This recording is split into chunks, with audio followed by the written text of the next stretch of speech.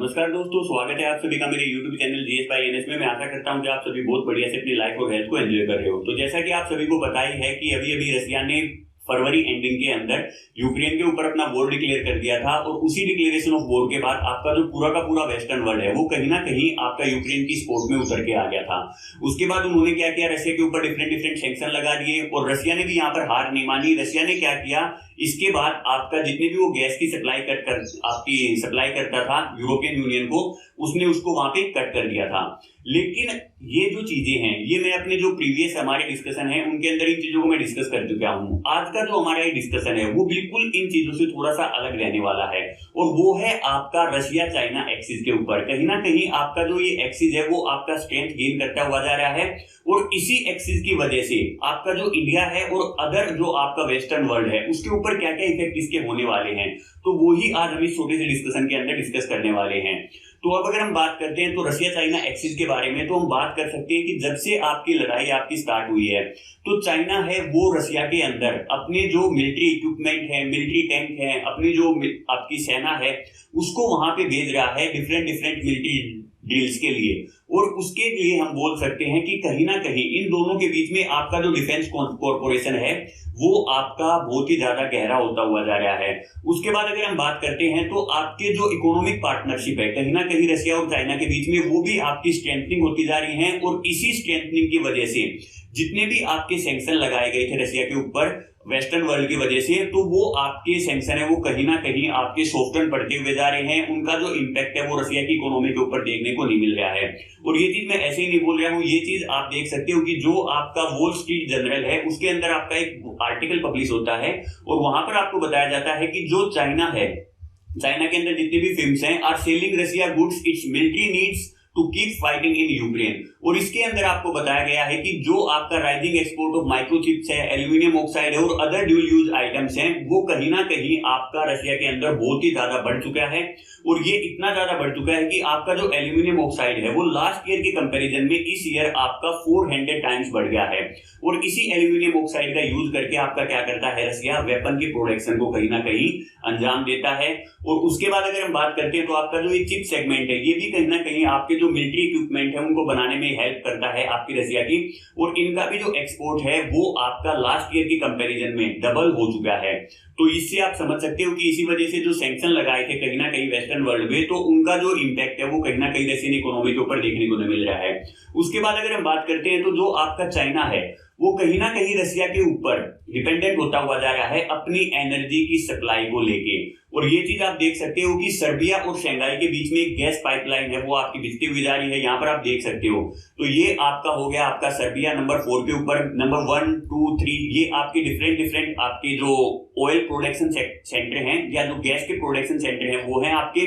और इनसे कैसे कैसे आपकी जो गैस है वो आपकी प्रोड्यूस होगी, कैसे वो चाइना की जो शंघाई वाला रीजन है, जो आपका बीजिंग वाला रीजन है वो वहां तक आते हुए जा रहे हैं। तो इस गैस पाइपलाइन के थ्रू आप ये देख सकते हो कि कहीं ना कहीं आपका जो चाइना है उसकी भी नीड कंप्लीट हो रही है, रशिया है उसकी भी नीड कंप्लीट हो रही है। तो दोनों के लिए ये आपकी एक सिचुएशन है वो विन विन सिचुएशन बन के आ रही है। अब ये तो ठीक है कि इसकी वजह से आपका जो यूक्रेन वॉर हुई है, आपका रशिया के ऊपर बहुत से सैंक्शन लगाए गए थे, उनका इफेक्ट आपको देखने को नहीं मिला। लेकिन इसकी जो सबसे बड़ी जो डिसएडवांटेज है वो क्या है कि अब तक आपकी जो ये पार्टनरशिप होती थी तो इसके अंदर कहीं ना कहीं आपका जो रशिया का जो हैंड है उसको अपर हैंड बोला जाता था कि रशिया आपका ज्यादा एक्सपोर्ट करता था, कम आपका इंपोर्ट करता था। लेकिन आज के दिन जो आपकी मॉस्को की डिपेंडेंसी है वो चाइना के ऊपर बहुत ही ज्यादा बढ़ गई है। तो आप बोल सकते हो कि जो चाइना है आज के दिन वो आपका रशिया को ज्यादा एक्सपोर्ट कर रहा है। और इन्होंने दोनों लीडर ने आके आपका जो शी जिनपिंग है और उसके साथ आपके जो पुतिन है उन दोनों ने बोला है कि ये जो पार्टनरशिप है हम दोनों के बीच में ये आपकी नो लिमिट पार्टनरशिप है। तो इससे आप समझ सकते हो कि दोनों के बीच की जो एक्सिस है वो कहीं ना कहीं कितनी ज्यादा आपकी स्ट्रेंथ है वो गेन कर चुकी है। अब हम बात करते हैं कि इसका जो इफेक्ट है वो वेस्टर्न वर्ल्ड के ऊपर आपका क्या हुआ है। तो आपको पता ही है कि आज के दिन जो रशिया है वो कहीं ना कहीं आपका पॉलिटिकली और इकोनॉमिकली इस वॉर के अंदर आपका जीतता हुआ नजर आ रहा है पूरे वर्ल्ड के अंदर। ये मैं क्यों बोल रहा हूँ, ये है आपका चाइना की सपोर्ट की वजह से। आपने देखा ही होगा कि सैंक्शन लगाए थे आपके वेस्टर्न वर्ल्ड ने कि आपकी जो रशिया की इकोनॉमी है वो कहीं ना कहीं डाउन आ जाएगी। लेकिन जो आईएमएफ की प्रेडिक्शन आई है बिल्कुल अभी लेटेस्ट, तो उसके अंदर उसने क्या बताया है कि रशिया की इकोनॉमी है वो आपकी जितनी एक्सपेक्ट की गई थी सैंक्शन के बाद जितनी डाउन में जाएगी, वो उससे बहुत ही बढ़िया कर रही है परफॉर्म। तो ये आप समझ सकते हो, जब IMF जैसी ऑर्गेनाइजेशन ऐसी चीजें बोल रही है तो उसका इफेक्ट आपको देखने को मिल ही रहा है। उसके बाद अगर हम बात करते हैं तो जब से रशिया ने EU के अंदर अपनी गैस की सप्लाई को कट किया है, तो उसके बाद से पूरे यूरोपियन यूनियन के अंदर एक इकोनॉमिक और पॉलिटिकल क्राइसिस की कंडीशन है वो आपकी अराइज हो गई है। तो इसकी वजह से आप बोल सकते हो कि कहीं ना कहीं जो सैंक्शन लगाए गए थे रशिया के ऊपर यूरोपियन यूनियन के द्वारा, उन्होंने आपका बैकफायर ही कर दिया है। और इसी बैकफायर की वजह से जो आपकी यूरोपियन यूनियन है उनके अंदर आपकी इन्फ्लेशन है वो बहुत ही ज्यादा हाई लेवल पे पहुंच चुकी है। वहां पर जो इकोनॉमिक ग्रोथ है वो भी आपकी बहुत ही ज्यादा डाउन होती जा रही है। तो हम कहीं ना कहीं ये बोल सकते हैं कि जो मोरल ऑफ द स्टोरी है वो है कि आपका जितने भी सैंक्शन लगाए गए थे रशिया को कहीं ना कहीं पूरी दुनिया से अलग थलग करने के लिए, उन्होंने आपका वर्क नहीं किया। अब हम बात करते हैं रशिया और इंडिया के बारे में। तो आपको पता ही है कि रशिया की जो डिपेंडेंसी है इंडिया की, वो रशिया के ऊपर आपकी पुराने टाइम से बहुत ही ज्यादा हुई रही है। और हम बात करते हैं तो जितने भी हम आपके वेपन्स, मिलिट्री वेपन्स हैं जो वो परचेज करते हैं, वो सारे के सारे कहां से, आपके रशिया से ही परचेज करते हैं। उसके बाद अगर हम देखते हैं तो आज के दिन जो आपका रशिया है वो इंडिया का बिगेस्ट मिलिट्री इंपोर्टर है। हम जो जितने भी हमारे मिलिट्री इक्विपमेंट है जिनको इंपोर्ट करते हैं, तो मैक्सिमम क्वांटिटी हम क्या करते हैं आज के दिन भी आपका रशिया से ही परचेज करते जा रहे हैं। और यहाँ पर सबसे इंटरेस्टिंग चीज है वो आपकी क्या है कि जो इंडिया का बिगेस्ट मिलिट्री थ्रेट है comes from the Russia biggest military partner. आज के दिन चाइना हमारा सबसे बिगेस्ट मिलिट्री थ्रेट है, और वो आज के दिन जिससे हम सबसे ज्यादा हथियार इंपोर्ट कर रहे हैं उसका बिगेस्ट मिलिट्री पार्टनर आपका बन चुका है। तो ये हमारे लिए या इंडिया के लिए एक बहुत ही ज्यादा चैलेंजिंग सिचुएशन है। और कहीं ना कहीं आपका जो चाइना है वो आपका चैलेंज कर रहा है इंडिया और रशिया की रिलेशनशिप को। उसके बाद आपको पता ही है कि जब से सैंक्शन लगाए गए थे तो रशिया है वो अपना ऑयल है वो दूसरे देशों को इंपोर्ट नहीं कर पा रहा था, एक्सपोर्ट नहीं कर पा रहा था। तो कहीं ना कहीं जो हमारी ऑयल परचेजिंग है वो भी हमारी रशिया से हमारे को डिस्काउंटेड प्राइस पे आपका जो ऑयल है वो प्रोवाइड कर रहा था। तो वो ऑयल परचेजिंग भी आपके वेपन बाइंग के साथ साथ कहीं ना कहीं इंक्रीज होती हुई जा रही है।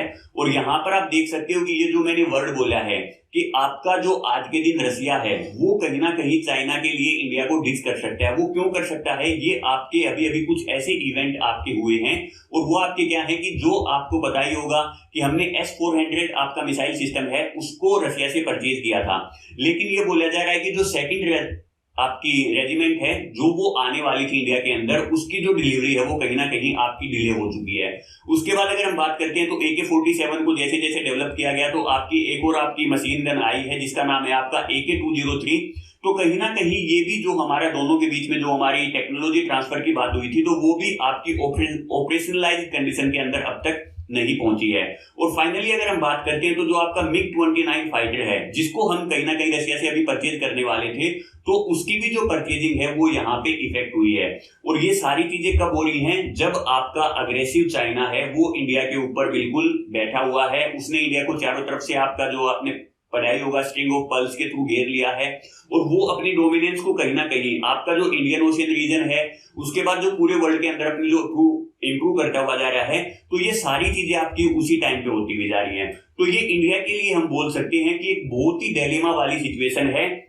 और ये अगर मैं बोलना चाहूं कि रशिया है वो डिच कर सकता है इंडिया को चाइना के लिए, तो ये कोई नई चीज नहीं होगी। अगर आप हिस्ट्री को उठा के देखते हो तो 1962 के अंदर जिस टाइम पे चाइना ने हमारे ऊपर अटैक किया था तो उस टाइम पे रशिया की तरफ से कोई भी रिस्पॉन्स नहीं आया था। ठीक है, मैं अगर आपको बताना चाहूं कि पाकिस्तान के साथ जो हमारी वॉर हुई थी 1971 के अंदर, तो वहां पर जब यूएसए ने इंडिया के ऊपर अटैक करना चाहा था तो रशिया ने भी अपनी जो हमारी को फुल मिलिट्री सपोर्ट हमारे को प्रोवाइड की थी। लेकिन जो इंडिया चाइना वाला जो कंडीशन थी वहां पर बिल्कुल एक अलग सिचुएशन थी। तो कहीं ना कहीं हिस्ट्री अपने आप को दोबारा रिपीट ना कर दे, और ये जो आपका रशिया चाइना की एक्सिस है ये कहीं ना कहीं ज्यादा इंपॉर्टेंट हो जाए रशिया के लिए as compare with relation with India.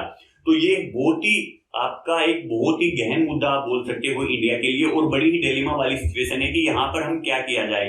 Russia के साथ ही हमारी जो टाइज हैं उनको ही स्ट्रेंथन किया जाए, या फिर हम यहाँ पर कहीं ना कहीं आपकी यूएसए है उसकी तरफ हम थोड़ा सा टिल्ट हो सकते हैं। तो ये सारी अब हम बात कर सकते हैं कि इन्हीं चीजों को देखते हुए अब इंडिया को अपनी जो फॉरेन पॉलिसी है ना उनको मोल्ड करना चाहिए, क्योंकि जो आपका वर्ल्ड पॉलिटिक्स है उसके अंदर जो आपकी एनवायरनमेंट है वो बड़ा ही चेंज हो चुका है। अब अगर हम फाइनली कंक्लूड करते हैं हमारे इस आर्टिकल को, तो आज के दिन आपको पता ही है कि जो आपका रशिया है, चाइना है, इंडिया है, यूएसए है, यूरोपियन यूनियन है, इन सभी की जो पोजीशन है वो वर्ल्ड पॉलिटिक्स के अंदर बड़ी ही चेंज हो चुकी है। और वर्ल्ड पॉलिटिक्स का जो सबसे इंपॉर्टेंट रूल है वो आपको क्या बोलता है कि always secure your interest first. तो इंडिया को भी यहाँ पे क्या करना होगा कि उसके इंटरेस्ट उसको यहाँ पे फाइंड आउट करने होंगे कि मेरे इंटरेस्ट है वो कहाँ पे सिक्योर होते जा रहे हैं। उसके बाद आपको पता ही होगा कि ब्लेम गेम है वो पूरे वर्ल्ड के अंदर चलता हुआ जा रहा है। आपको पता ही है कि रशियन फॉरेन मिनिस्टर है उसने अभी अभी विजिट किया था इजिप्ट को, कोंगो, युगांडा और इथियोपिया, ये आपके मोस्टली आपकी अफ्रीकन कंट्रीज हैं। उसके अंदर आपने क्या देखा था कि जो रशिया ने है वो कहीं ना कहीं आपका पूरा वेस्टर्न वर्ल्ड को ब्लेम किया था कि इनकी वजह से जो हमारा पूरा वर्ल्ड है वो कहीं ना कहीं रिसेशन की तरफ जाता हुआ जा रहा है। पूरे वर्ल्ड के अंदर जो फूड की शॉर्टेज है वो भी इन्हीं की वजह से हुई थी। उसके बाद आपका जो सैंक्शन वॉरफेयर है वो आपका चलता हुआ जा रहा है। वेस्टर्न वर्ल्ड है वो आपका रशिया के ऊपर लगा रहा है, रशिया है वो आपका डिस्काउंटेड प्राइस पे आपका ईरान, अफगानिस्तान, पाकिस्तान इन सभी को सपोर्ट कर रहा है। तो ये सारा जो पूरा जो वर्ल्ड की पॉलिटिक्स है वो बिल्कुल एक बड़ी ही अजीब सिचुएशन के ऊपर आके खड़ी हो गई है। तो आपने देखा होगा कि जब आपका ग्लोबलाइजेशन का कंसेप्ट आप लेके आए थे तो आपने क्या देखा था कि जो एक कंट्री के अंदर अगर कोई आपका एक्शन होता है तो उसका जो इफेक्ट है वो आपको पूरे वर्ल्ड की इकोनॉमी के ऊपर कहीं ना कहीं डायरेक्टली या इनडायरेक्टली देखने को मिलता है। तो अगर आप इस ग्लोबलाइज्ड वर्ल्ड में रहना चाहते हो और पूरे वर्ल्ड की कहीं ना कहीं सस्टेनेबल ग्रोथ के लिए काम करना चाहते हो तो आप सभी को मिलकर एफर्ट करना होगा। और जो ये सिचुएशन है आपकी ब्लेम गेम की या जो आपके सैंक्शन है वारफेयर, जो आपके सैंक्शन आप लगाते जा रहे हो, तो इन सभी को कहीं ना कहीं हमें कम करना होगा। तो ये था हमारा आज का डिस्कशन। अब आपको क्या लगता है कि इंडिया को यहाँ पे अपनी फॉरेन पॉलिसीज हैं वो किस साइड में डाइवर्ट करनी चाहिए? उसको रशिया के साथ ही खड़े रहना चाहिए या फिर उसको कहीं ना कहीं आपका यूएसए को सपोर्ट करना चाहिए?